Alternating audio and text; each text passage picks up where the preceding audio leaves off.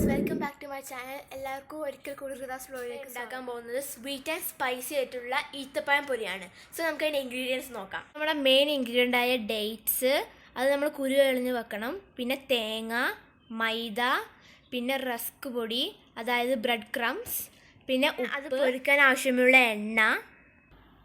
ഞാൻ പിന്നെ ഇതിൽ 2 ഇൻഗ്രീഡിയൻസ് കൂടി ചേർക്കുന്നുണ്ട്.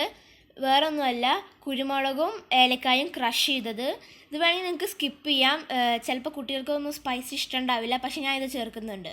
പക്ഷേ നമുക്ക് സ്റ്റാർട്ട് ചെയ്യാം. നമ്മളെ ഈത്തപ്പഴവും തേങ്ങയും ഒന്ന് മിക്സിയിട്ട് ജസ്റ്റ് ഒന്ന് കറക്കിയെടുക്കും. തേങ്ങയും ജസ്റ്റ് ഒന്ന് മിക്സിയിൽ കറക്കിയെടുത്തിട്ട് പിന്നെ ഇങ്ങനെ ഒരു ചെറിയ ചെറിയ ബോൾസ് ആക്കി എടുക്കുക. സ്റ്റെപ്പായത് നമ്മളെ മൈദ മിക്സ് ചെയ്തെടുക്കുകയാണ്. അതിലോട്ട് നമ്മൾ കുറച്ച് ഉപ്പ്, ഏലക്കായ, കുരുമുളക് ക്രഷ് ചെയ്തത് ഇതിലോട്ട് ഇടുകയാണ്.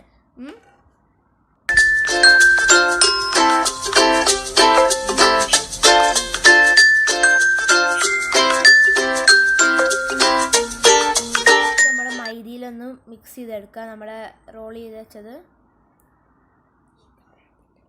ഈത്തപ്പഴം തേങ്ങയും റോൾ ചെയ്ത് വെച്ചത്. എന്നിട്ട് ബ്രെഡ് ക്രംസിൽ അതൊന്ന് റോൾ ചെയ്യാം.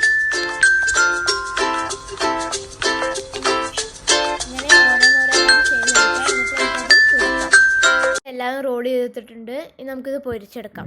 ഓരോന്നായി പൊരിച്ചെടുക്കുകയാണ്. സ്വീറ്റ് ആൻഡ് സ്പൈസി ഈത്തപ്പഴം പൊരി റെഡിയാണ്. നിങ്ങൾക്ക് എല്ലാവർക്കും ട്രൈ ചെയ്യാം, പ്രത്യേകിച്ച് കുട്ടികൾക്ക്.